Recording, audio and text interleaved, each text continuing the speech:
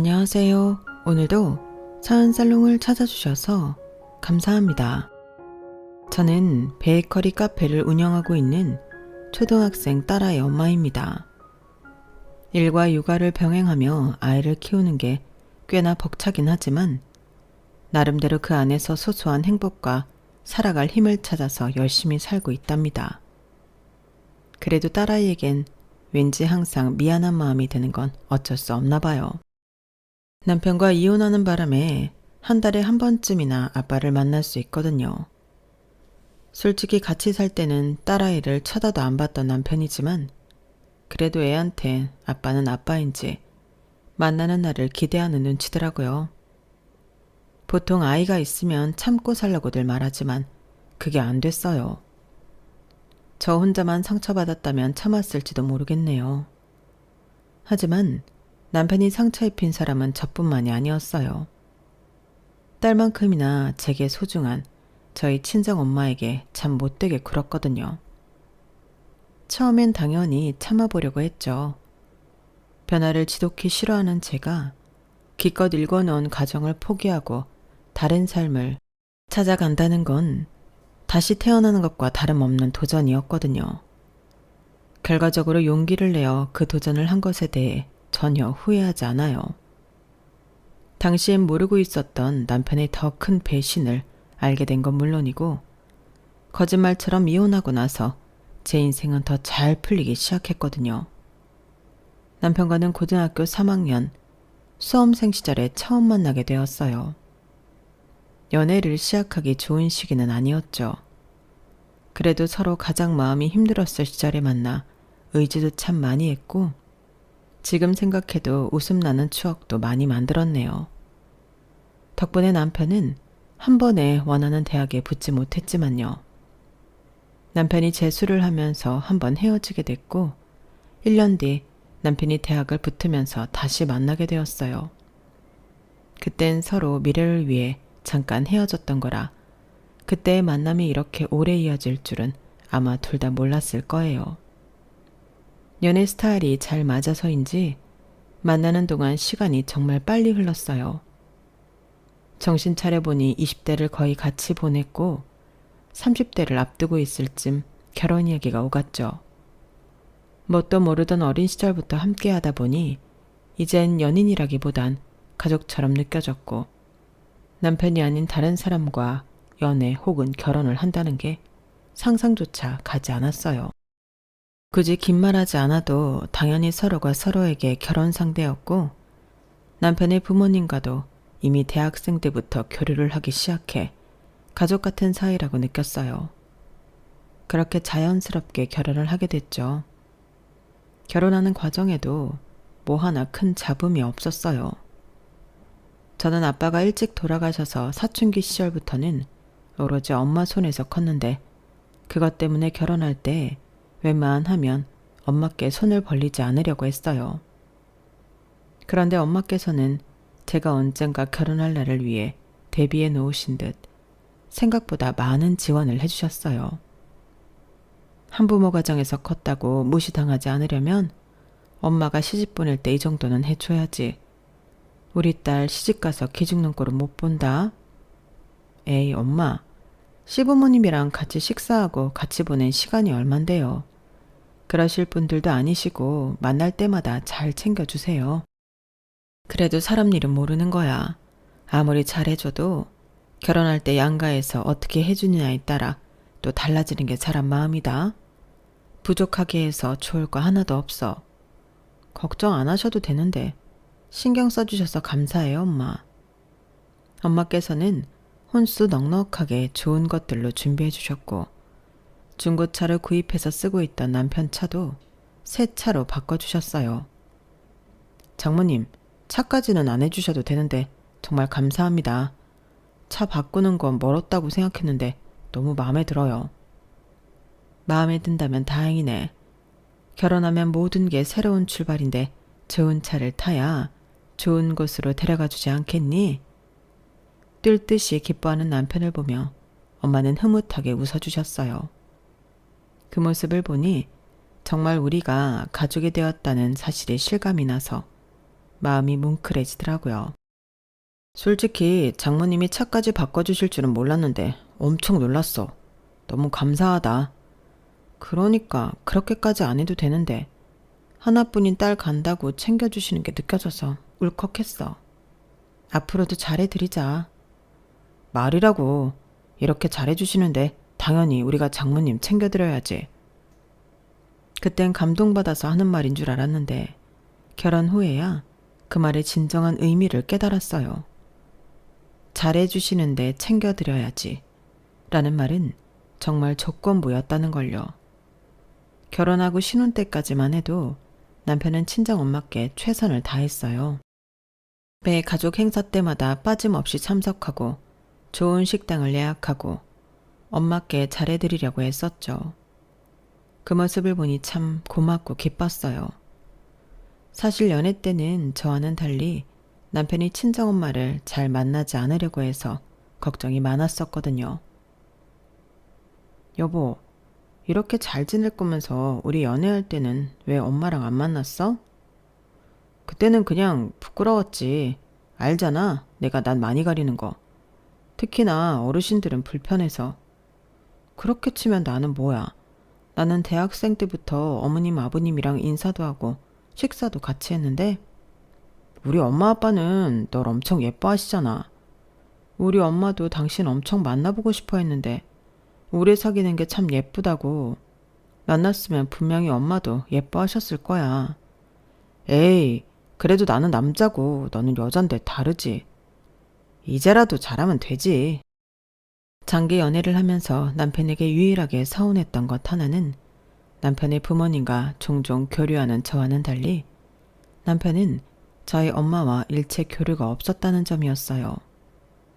엄마와 마주칠 기회가 있을 때마다 본인이 낯을 많이 가린다느니 어른들이 불편하다느니 매번 핑계를 댔지만 딱히 이렇다 할 이유는 없어 보였어요.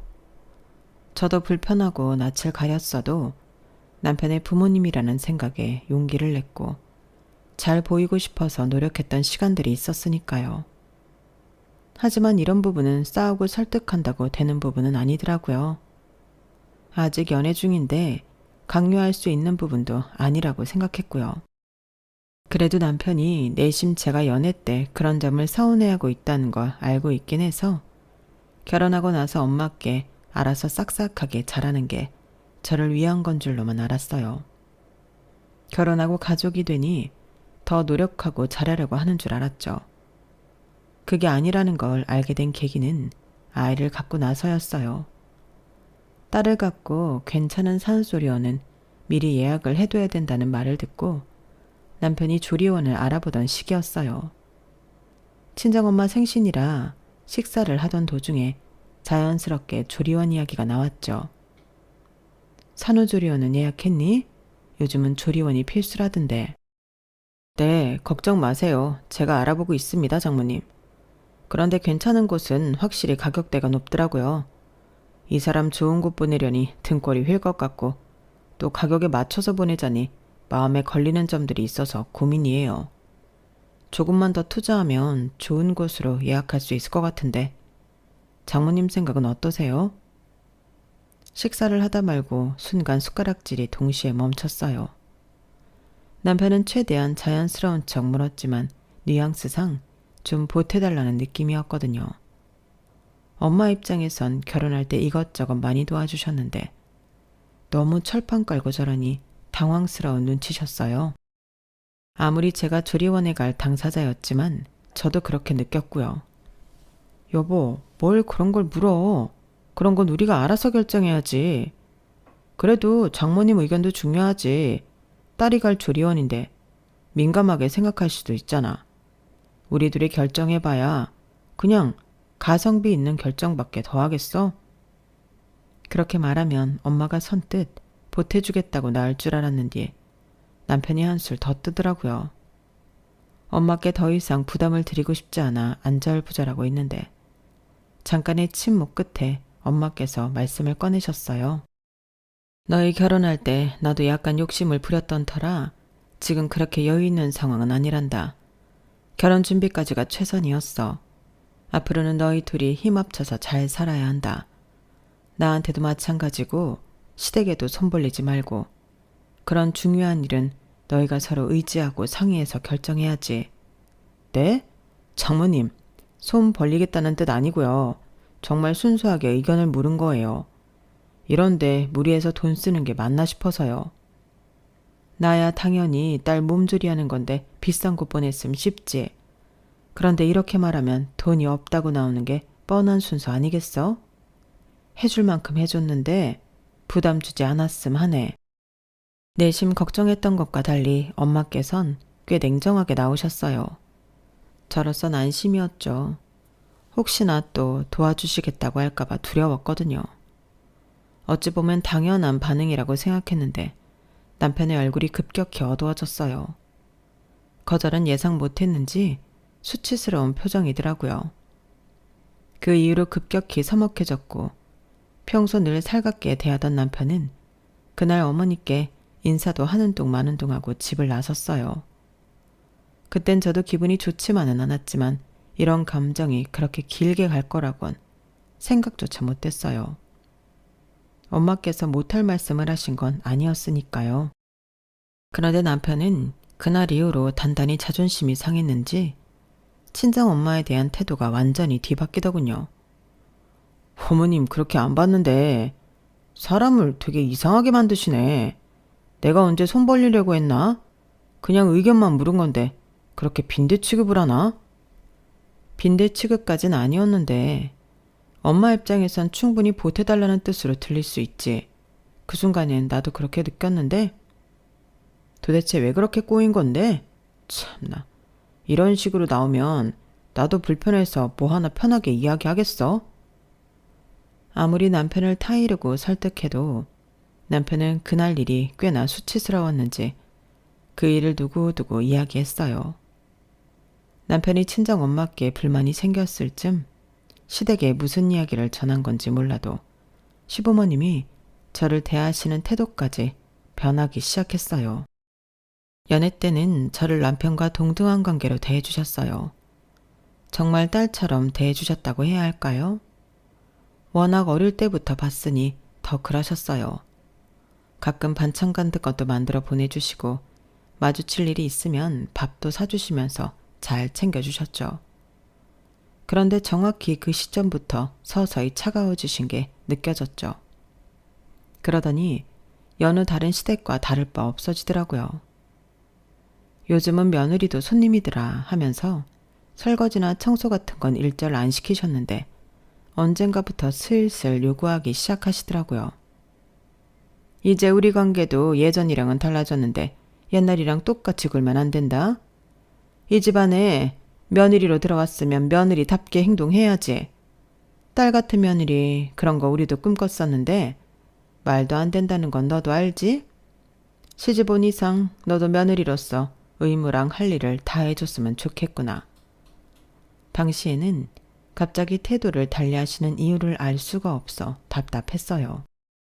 게다가 시부모님이 말씀하시는 며느리의 의무와 할 일이라곤 그냥 온갖 집안일과 허드렛 일을 돕는 것뿐이었어요. 말이 며느리가 할 일이지 그냥 일일 가정부나 다름이 없었죠. 정말 이런 건 안 시킬 것 같은 이미지셨는데 결혼하니 마음이 변하셨나 싶어 착잡했죠. 그래도 이 정도는 결혼한 다른 친구들 시부모님만 봐도 일반적인 요구였고 그동안 잘 챙겨주신 세월과 나름대로 붙은 정이 있으니 오히려 그동안 너무 잘해주셨던 게 특이했던 거지 생각하고 참고 넘겼어요. 요구하시는 게 그렇게 못해드릴 일도 아니었고요. 하지만 남편의 히스테리가 심해지니 점점 한계가 오기 시작했죠. 여보, 이번 주 목요일에 엄마 생신인 거 알지? 퇴근하고 친정에 좀 다녀오자. 목요일? 회식인데? 그래? 그럼 주말에 간다고 할까? 주말에도 약속이 있는데 오래된 거래처분들이랑 한잔하기로 했어. 이번 주 엄마 생신인 거 몰랐어? 알고 있었잖아. 하루는 시간 빼줘야지. 꼭 당일이나 그 주에 만나뵐 필요가 있나? 당신 선에서 알아서 적당히 용돈이나 보내드려. 어차피 좀 있으면 명절 연휴인데 생신까지 꼬박꼬박 찾아가서 뵐 이유는 없잖아.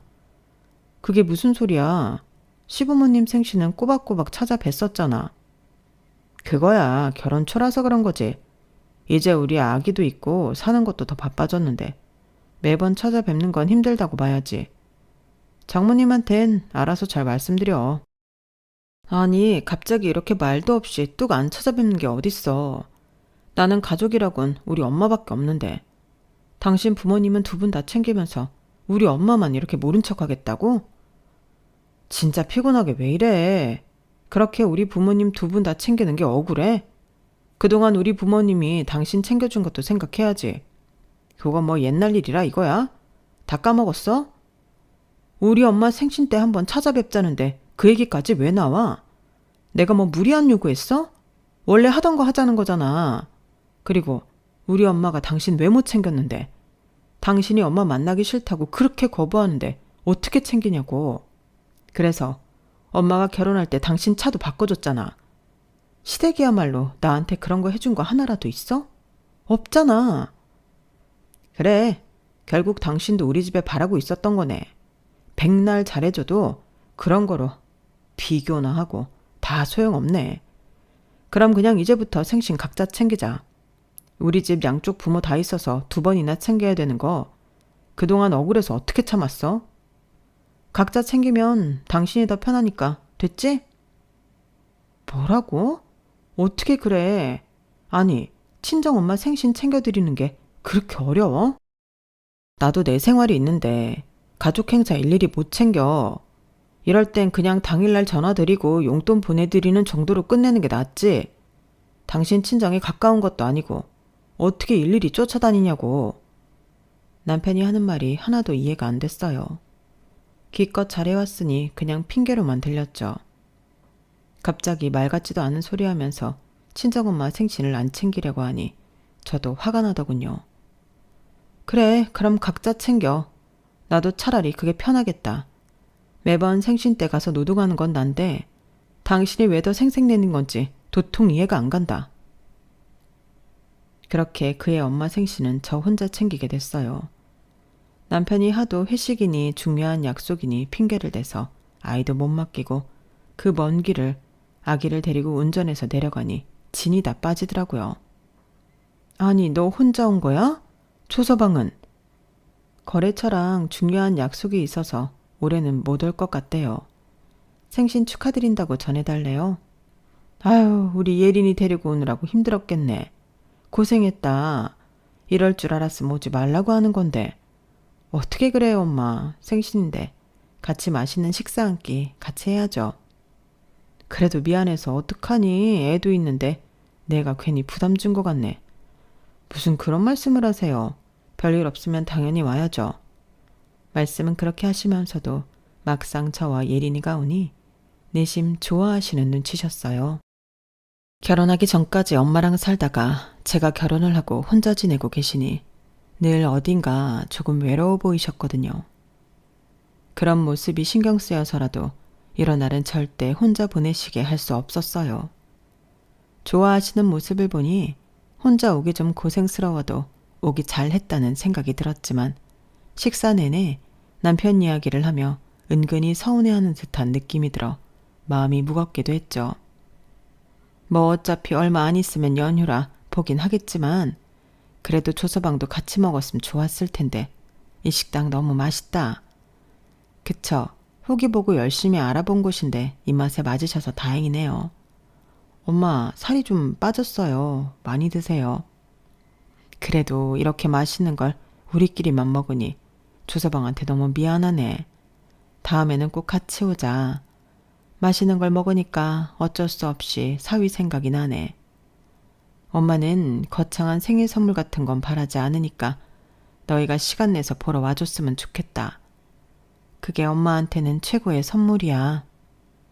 네, 걱정 마세요. 남편도 많이 죄송스러워 하더라고요. 이번에는 피치 못할 사정이 있어서 못 온 거지 그동안 빠진 적 없잖아요. 다음엔 꼭 같이 올게요. 엄마를 안심시켜드리기 위해 말은 그렇게 했지만 과연 지켜질 수 있을지 확신이 들지 않아 마음이 무거웠어요. 생신이라고 자식들에게 바라는 것도 크게 없이 와주는 것만으로도 이렇게 기뻐하시는 분인데 그게 그렇게 어렵나 싶어 남편이 더 원망스럽더라고요. 그래도 어차피 이렇게 된 거 시부모님 생신을 안 챙겨도 되면 제 부담은 확실히 줄어드니 애써 좋게 생각하려고 했어요. 그런데 시어머님 생신날 남편이 짐을 싸는 걸 멀뚱히 바라만 보고 있으니 남편이 신경질적으로 묻더군요. 뭐해? 짐 안 싸? 내가 짐을 왜 싸? 내일 엄마 생신이잖아. 다녀와야 할 거 아냐? 응? 생신 각자 챙기기로 한 거 아니었어? 갑자기 마음이 바뀐 거야? 야, 그건 내가 일정이 있어서 그런 거고 당신은 일정도 없으면서 안 가려고? 일정 같은 건 만들려면 얼마든지 만들 수 있지. 꼭 그 주 아니더라도 그 전주나 다음 주에 챙길 수도 있는 거였고. 우리 엄마 생신에 그렇게 죽은 듯이 조용히 넘어갔으면서 갑자기 왜 이래? 난 당신이 하도 가만히 있길래 진짜 각자 하기로 한 줄 알고 있었는데? 아니, 그럼 엄마한테 뭐라고 말하라고? 그건 당신이 알아서 해. 나도 알아서 둘러댔으니까. 와, 진짜 갈 때까지 가보자는 거지? 그러기 싫으면 딱 얘기를 해. 앞으로 어떻게 할 건지. 챙길 거면 양가 다 챙겨야지. 그래, 그럼 양가 다 챙기기로 해. 됐어? 진심이야? 알겠어, 그럼. 남편이 양가 다 챙기겠다고 해서 그 말을 순전히 믿었어요. 바로 짐 싸는 걸 도왔고 아이와 함께 시댁에가 그럭저럭 괜찮은 시간을 보냈죠. 이미 친정엄마 생신은 서운하게 보내버렸지만 어쩔 수 없다고 생각했어요. 여기서 자존심 때문에 싸움을 지속해봐야 서로에게 좋을 게 없다고 생각했고 올해는 이렇게 희생을 했으니 다음에는 남편이 더 잘하겠지 믿었던 것 같아요. 하지만 다음에 제 기대는 산산조각이 났죠. 여보, 올해는 같이 갈 거지? 이제 다 챙기기로 했으니까. 뭐 그러기로 하긴 했는데 내가 또 약속이 생겨버렸네? 어떡하지? 그럼 전주에 갈까? 지난 다음에 챙기는 것보단 전에 챙겨드리는 게 낫잖아. 근데 여보, 솔직히 말하면 장모님 생신은 추석이랑 붙어있는데 2번이나 내려가는 게 좀 비효율적이지 않아? 우리 부모님 생신이야. 명절이랑 한참 떨어져 있으니까 한 번씩 인사드리러 가는 의미가 있는데 장모님은 찾아뵙고 얼마 안 있다 또 찾아뵙는 게 좀 힘들어서. 뭐라고? 그런 게 어딨어. 그럼 엄마 생신이 그쯤인 걸 어떡하라는 거야. 설마 그래서 올해도 안 가겠다고? 당신 작년에도 안 와서 엄마가 많이 서운해하셨던 건 알지? 그래도 살다 보면 바빠서 못 찾아뵙는 게 자연스러운 건데 너무 서운해하시면 나도 곤란하지. 남편이 얼버무리는 말이 얼마나 뻔뻔해 보이는지 몰라요. 결국은 머리 뚜껑이 열렸죠. 당신이 다시 다 잘 챙기겠다고 해서 난 작년 시부모님 생신 때 잘해드리려고 엄청 노력했어. 당신이 우리 엄마를 서운하게 해드렸는데도 그런데 그땐 아무 말 없더니 이제 와서 없던 일처럼 모른 척 하겠다고? 당신은 그런 거 다 일일이 기억하면서 서운해하면서 앞으로 결혼 생활 어떻게 하려고 그래. 애도 있고 앞으로 살면서 더 중요한 것도 많아지는데 어떻게 다 챙기냐고. 남편이 그렇게 말하는데 말문이 턱 막혔어요. 그래, 당신 말에 속아 넘어간 내가 바보지. 내가 다시는 속나봐라. 뭐가 중요한지 모르는 건 당신이야. 어디 한번 마음대로 해봐. 그 애도 그렇게 딸만 데리고 가서 엄마와 시간을 보냈어요. 이번에는 왜 같이 안 왔냐고 서운해하는 엄마께 명절 전이라 그런지 이맘때쯤이면 꼭 바쁘게 일이 생기네요 하고 아무렇지 않게 말하는데 순간 혼자 울컥하는 걸 참느라 혼났죠. 그리고 그해 시부모님 생신은 마음먹은 대로 안 갔어요. 다행히 마지막 양심은 있는 건지 남편은 안 가겠다는 책에 뭐라고 하진 않았어요. 그저 고집불통이라는 듯 안 간다는 제 얼굴을 빤히 바라보다 한숨을 크게 내쉬는 게 전부였죠. 솔직히 그것도 짜증은 났지만 그래도 같이 가자고 강요 안 하는 게 어디인가 싶어서 내버려뒀어요. 그날은 낮에 오랜만에 친구들과 약속을 잡아 즐거운 시간을 보내다 들어왔어요. 그런데 핸드폰을 확인해보니 남편과 시댁에서 온 부재중 전화가 어마어마하게 찍혀 있더라고요. 비정상적인 숫자에 순간 딸한테 무슨 일이 생겼나 싶은 생각부터 들더라고요. 순간 눈앞이 캄캄해지는 기분이 들어 얼른 전화를 걸었죠. 신호는 몇 번 안 울리고 통화가 연결됐어요. 남편 전화로 걸었는데 받는 사람은 시어머니였어요. 너 제정신이니? 네? 무슨 일이세요, 어머님? 무슨 일? 무슨 일이 일어났는지 네가 몰라서 물어? 어떻게 시험이 생신에 안 오는 며느리가 다 있어? 요즘 며느리들 다들 인간 꼬라지 덜 됐대서 내가 그래도 며느리 하나는 말 잘 듣는 애로 들였다고 뿌듯해하고 있었는데 네가 어떻게 감히 이럴 수가 있어? 어머님, 그게 아니라요. 변명할 생각은 추워도 하지 마라. 다 들었다. 친구들이랑 놀러 간다고 했다면서? 아무리 세상이 변했어도 세상 전체 어떤 며느리가 시부모 생일에 친구들이랑 놀러를 가? 넌 우리가 잘해주니까 만만하니? 아, 내 팔자야. 그 사람이 그래요? 제가 친구들이랑 놀러 갔다고? 기가 막혔어요. 남편이 안 왔을 때는 남편 이미지를 생각해서 다 둘러대줬는데 남편은 제 체면 같은 건 신경도 쓰지 않고 이야기한 모양이었죠. 다음은 시아버지가 전화를 채가서 쏘아붙이셨어요. 너 다음에도 이런 식으로 굴면 진짜 우리 집에서 내쫓길 줄 알아라. 어디에 아버지도 없이 자란 애를 거둬줬더니 이런 식으로 해? 네가 이러면 너 열심히 키운 너희 엄마까지 욕먹이는 거야. 알아? 그 말까지 듣고 나니 정말 피가 거꾸로 솟더군요. 남편은 별다른 죄책감도 없이 2번이나 한 짓을 왜 전 고작 1번 했다고 이렇게 심한 말을 들어야 하는지 이해가 안 갔어요. 양쪽 부모님 다 있는 아들은 그럼 왜 그렇게 키우셨어요? 저희 엄마 생신 때 오기 싫다고 각자 부모 생신 각자 챙기자고 제안한 건 아버님 아들이세요. 저희 엄만 아들이 많았다고 이렇게 전화 걸어서 포근할 만큼 몰상식한 짓은 하지도 않으셨고요. 제가 봤을 땐 양쪽 부모가 다 있냐 없냐 보단 부모님 수준이 어떤지가 가정교육에 더 중요한 것 같은데요. 뭐라고? 인연이 진짜 단단히 돌았나? 저한테 이럴 시간에 아들 정신교육이나 단단히 시키세요. 저 어머님 아버님한테 더 잘했음 잘했지 남편이 하는 것보다 더 못한 적은 한 번도 없어요. 저한테 시부모 대접 제대로 받고 싶으시면 아들 교육부터 시키시는 게 빠르실 거예요. 뭐 이런 애가 다 있어? 세상이 말세다 말세. 며느리가 시부모한테 대들고, 어? 당신 진짜 이럴래? 오늘이 우리 엄마 생신이야. 당신이 처신 못해서 이를 여기까지 키워놓고 왜 내 탓이야? 그러게, 누가 그렇게 굳이고대로 말하래? 애초에 각자 챙기자고 한 건 당신이잖아. 왜 나만 나쁜 년 만들어? 됐다. 말을 말자. 나도 이제 질린다 아주. 결혼 인연은 따로 있다더니 우리가 결혼 인연은 아니었나 봐. 오래 사귀어서 잘 안다고 생각했는데 그것도 아니었나 보네.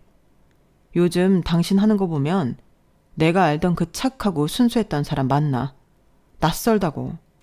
애 낳고 억척스러워진 건지 뭔지. 일부러 열받을 말만 골라하는 게 보여서 더 이상 대답할 가치도 없다 느꼈어요. 저쪽에서 난리가 나던 말던 전화를 뚝 끊어버렸죠. 그때부터 이혼 생각이 들더라고요. 이렇게 남편도 시댁도 저를 존중하기는커녕 조금만 못해도 물어뜯기 바쁘니 이대로는 안 된다는 생각이 들었어요. 그러던 중 일이 터졌어요.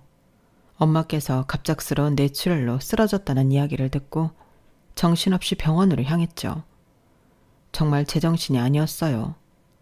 저의 유일한 혈육이자 가족이었던 엄마께서 그렇게 쓰러졌다는 사실이요. 누군가의 도움이 절실하게 필요해서 남편에게 전화를 했지만 냉전 중이라 전화를 잘 받지도 않았어요. 그때까지만 해도 너무 모든 게 당황스럽고 정신이 없어서 아무 생각도 안 들었던 것 같아요. 하지만 뒤늦게 남편에게 소식이 전해졌을 때도 남편은 겨우 병원에 찾아와 얼굴 한번 비춘 게 전부였어요. 수술실 앞에 좌절한 채 앉아있는 저를 구경하듯 보고는 괜찮냐? 어떻게 된 거냐는 말 한마디도 없이 자판기 물이나 한 통 뽑아주고는 집에 가버렸죠. 기가 막혔어요. 아무리 냉전 중이라도 사람이 이렇게 절박하고 안 좋은 순간조차 그렇게 정 떨어지게 행동할 수 있는 건지. 혹시 모를 희망에 엄마께서 회복하면 그때 두고 보자 싶었지만 안타깝게도 엄마는 깨어나지 못하셨고 일주일을 못 버틴 채 돌아가셨어요. 너무 갑작스러워서 아무것도 못한 느낌에 정말 정신을 잃을 것처럼 슬프더라고요. 더 잘해드릴 걸, 더 챙겨드릴 걸 하는 후회 때문에 정말 넋이 나간 사람처럼 울었던 것 같아요. 정말 모든 게 꿈처럼 순식간에 이뤄지더군요. 엄마가 돌아가신 다음은 정신없이 장례를 치렀어요. 그래도 주변 사람 눈이 신경은 쓰인 건지 장례식마저 쌩까는 거 아닌가 싶었던 남편은 그래도 이틀 동안 빈소를 지키는 신용은 하더군요. 하지만 3일장 마지막 날 잠깐 집에 다녀온다던 남편은 등산복 차림으로 나타났어요. 너무 기막히고 황당해서 말도 안 나오더군요. 남편한테 따져봤자 각자 집안일은 각자 챙기기로 한 거 아니냐 따위의 답변이 돌아올 게 뻔해서 입을 다물고 있었어요. 정신적으로도 체력적으로도 너무 지쳐 있어서 따질 기력조차 없었기도 했고요. 그런데 굳이 그 힘든 와중에 제게와 시비를 걸더군요. 거래처랑 하는 산악동호회 가야 해서 이틀 동안은 잘 지켰으니까 뭐라고 할 건 아니지? 도대체 이렇게까지 하는 이유가 뭐야? 지금 그걸 변명이라고 해? 사이 나쁜 마당에 이 정도로 했으면 남편으로 의리 지킨 거 아니야? 뭐 장모님이 돈이라도 남겨줬어야 상주를 하던 말던 하지. 그 마지막 말 한마디에 모든 퍼즐이 맞춰지는 기분이 들었어요. 아, 이 사람은 엄마께서 지원을 더 이상 안 해주겠다고 한 시점보다 변했었지. 그 생각이 확 머릿속을 스쳐 지나가더군요. 그걸 깨닫고 나니 남편이 더 괘씸해서 견딜 수가 없었어요. 이제 그만하자. 나 더 이상은 이렇게 못 살겠어. 그래, 나도 바라던 바야. 이 정도면 우리도 오래 견뎠지.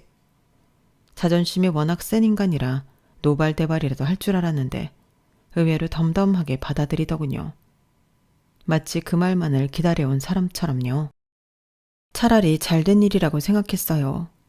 장례식이 끝나자마자 합의하에 이혼 과정을 거쳤고 그 과정만큼은 깔끔하게 이뤄졌거든요. 불행인지 다행인지 남편이 아이 양육권에 대한 욕심도 없어서 딸은 제가 데리고 오게 됐어요. 젊은 시절 그 사람과 보내왔던 모든 시간이 버려졌지만 그래도 잃은 것 많이 없다는 생각이 들었어요. 그동안 이 사람과 헤어지는 방법을 몰라서 못 헤어졌던 건 아닐까 그런 생각까지 들더군요. 이제라도 이 오래되고 낡은 인연을 끊어낼 수 있어서 다행이란 생각이 들었어요. 이혼을 하고 아이를 혼자 키우려니 이제는 정신 정말 바짝 차려야겠다는 생각이 들더군요. 처음엔 막막했지만 엄마께서 돌아가시고 제 앞으로 물려주신 재산이 생각보다 꽤 많아서 깜짝 놀랐으면서도 한편으로는 마음 한켠이 따뜻하고 든든했어요. 엄마께서 마치 저의 이런 상황을 알고 계셨던 듯 제게 마지막으로 남겨준 응원처럼 느껴지더라고요. 저는 그 돈으로 제 이름으로 된 사업을 준비했어요. 그동안 베이킹을 전공으로 일했고 바리스타 자격증도 따놓은 채로 카페에서 매니저로 일해본 경력도 있고 꽤 되어서 늘 꿈만 꿔왔던 베이커리 카페를 열어보기로 했죠. 카페 준비를 하면서 처음으로 재테크 공부도 시작했어요. 유치원생 아이를 키우면서 공부도 하고 사업 준비도 하려니 정말 정신없이 바쁘더군요. 무엇보다도 공을 들였던 건 재테크 쪽이었어요. 엄마께서 부동산으로 자산을 늘리기 시작하면서 저를 키우는데 여유가 생기셨거든요. 그때 엄마께서 하셨던 말씀들을 적용하며 투자하다 보니 생각보다 빨리 정보가 모였어요. 몇 년 지나다 재개발 지역에 아파트를 한 채 사둔 게 땅값이 치솟아 많은 돈을 벌었고 그걸 팔아서 작은 상가 건물 하나를 올릴 수 있었어요. 상가를 바라보면서 엄마 생각이 정말 많이 나더라고요. 어쩌다 보니 엄마처럼 딸 하나를 혼자 키우게 되었지만 강하게 저를 잘 키워내셨던 엄마처럼 저도 제 딸을 잘 키울 수 있겠다는 믿음과 희망이 생겼죠. 그 상가 건물 1층에는 제가 오래도록 메뉴 개발과 인테리어를 구성해왔던 베이커리 카페를 열었어요. 카페를 열고 6개월쯤 시행착오를 겪다 보니 어느 순간 안정되는 순간이 오더라고요. 동네에서 카페는 입소문을 타 매출이 조금씩 오르기 시작했고 SNS로 광고가 되기 시작하면서 찾아오는 젊은 손님들도 늘었어요. 카페 일을 하다 보니 전혀 예상치 못한 재미있는 순간도 있었죠. 우연히 남편 회사에 다니는 동료들이 카페에 왔는데 남편 소식을 듣게 된 거예요. 아니, 이정건 팀장님 얘기 들었어? 들었지. 미쳤나 봐. 어떻게 거래처 사장 마누라를 건드리냐? 그 소문이 그 사장 와이프가 엄청 젊다나 봐. 30대라나? 자기들끼리 하는 산악회 모임에 팀장님을 초대해서 자주 만나는데 거기서 둘이 딱 눈이 맞은 모양이더라고. 미쳤다. 회사 망하게 할 일이 있어? 잘릴 것 같다던데? 당연히 잘려야지. 제정신이냐고. 아무리 이혼하고 여자의 굶주려도 이건 아니지. 근데 산악회는 이혼 안 했을 때부터 다녔다던데? 불륜이었던 거 아니야? 어쩐지 이혼하고 나서 아무렇지도 않아 보이더라고? 그러니까 그때 장모심 장례식에 간 직원이 있었는데 마지막 날에 끝나고 산악회 가야 한다고 등산복 입고 있더래. 진짜 사람 그렇게 안 봤는데 보통 미친 인간이 아니네. 내 말이 부인이랑 연애 오래 했다던데 얼마나 어이없었을까? 그렇게 산악회에 목숨을 걸더니 결국은 거기서 거래처 사장 와이프를 건드려서 회사에서 내쫓길 위기에 처해 있는 모양이더라고요. 사내 평판은 당연히 최악. 직원들은 그 사람을 인간 이하로 보는 것 같았어요. 참 잘됐다 싶으면서도 오랫동안 제가 봐왔던 그 사람이 그 정도로 수준이 낮은 인격이었나 회의감도 들더군요. 그날 당일은 마음이 심란했지만 금방 떨쳐버렸어요. 이제 저랑은 남보다 못한 사이가 된 사람이었으니까요. 과거에 좋았던 추억은 과거로만 남겨두기로 했죠. 아무래도 아이가 있다 보니 둘 사이의 인연이 완전히 끊어지진 않았어요. 그렇다 보니 저도 사람인지라 가끔 재결합에 대한 잡념도 들었지만 남편의 근황을 들으니 역시 그때 망설임 없이 이혼하길 잘했다는 생각만 들더군요. 더 질질 끌었다간 지금 이 수치스러운 일을 같이 겪고 있어야 했을 테니까요. 남편하고는 남편이 아이를 보고 싶다고 하면 아이를 데려다 줄 때만 잠깐 마주치는 정도였어요. 근황을 들은 이후 만나는 남편 얼굴이 꽤 기대가 되더군요. 그런데 남편은 제 앞이라 연기를 하는 건지 아주 태연한 얼굴이었어요. 미연아, 잘 지내지? 맨날 그렇게 쌩 가버리지 말고 얘기 좀 하자. 난 당신이랑 할 얘기 없어. 카페 일하면서 산다며. 우리 예린이 생각해서 이제 다시 재결합하는 건 어때? 당신 언제까지 그렇게 고생하면서 살 거야? 카페 일 몇 푼이나 번다고 그 돈으로 예린이 키우겠어? 내가 버는 돈으로 예린이 키우기 충분한데? 그건 내가 매달 양육비 내니까 그런 거겠지. 당신이 재결합 생각 없으면 난 이제 당신 남이라 생각하고 양육비도 끊을 예정이야. 그래? 그럼 법대로 하지 뭐. 그리고 당신이 착각하는 게 있는 모양인데 난 당신 코딱지만한 양육비 별로 도움도 되지 않아. 내가 일하는 카페도 그 상가도 다 내 거야. 이제 정신 좀 차려. 뭐라고? 그게 말이 돼? 당신이 무슨 돈이 있어서? 엄마가 남겨준 돈으로 투자해서 올린 상가야. 당신 같은 인간이 아무리 나를 까내리고 무시해봤자 내가 올린 상가는 무시 못하겠지. 여보. 남편은 멀찍이 보이는 제 상가를 한번 쳐다보더니 뒷목을 지그시 잡고는 갑자기 태도가 돌변했어요. 당신을 내가 왜 무시해? 우리 예린이 엄만데. 내가 자존심 때문에 말 실수했다. 돈이 중요한 게 아니라 나 이제 당신이 그리워서 그래. 우리 다시 한번 잘해보면 안 될까? 우리 함께한 세월이 있는데. 젊은 시절 다 함께 보낸 소중한 가족이잖아. 남편이 제 손을 애원하듯 잡아오는데 순간 등골에 소름이 쫙 끼쳤어요. 더러운 손 치워. 그렇게 내가 소중하다면서 젊은 여자랑 바람을 피워? 웃기지 마. 당신이랑 인연 끊기면서 내 인생이 이제야 풀리기 시작했어. 알고 있었어? 이제와 회사에서 쫓겨나고 평판 나빠지고 갈 데 없으니까 나한테 또 들러붙어 등골 빼먹으려고? 한 번만 더 이따위로 굴면 예린이도 앞으로 못 볼 줄 알아. 하나뿐인 자식이라도 보고 살고 싶으면 주제 파악 잘해. 전 그 말을 남기고 놀이방에서 놀고 있던 예린이 손을 잡고 나왔어요. 뒤돌아보지 않아도 넉나간 전 남편의 얼굴이 생생하게 그려지더군요. 그때서야 와닿더라고요. 그 긴 세월 동안 제가 뭐하러 겨우 저런 사람에게 사랑받고 인정받기 위해 노력해왔나 싶었어요. 저런 사람에겐 애써 복수할 필요도 없었다는 사실을 깨달았거든요. 저는 지금처럼 앞으로도 제 길만 열심히 걸어가려고 합니다. 제 곁에는 사랑하는 엄마가 남긴 응원과 세상 누구보다 사랑하는 딸이 있으니까요. 제 사연 들어주셔서 정말 감사합니다.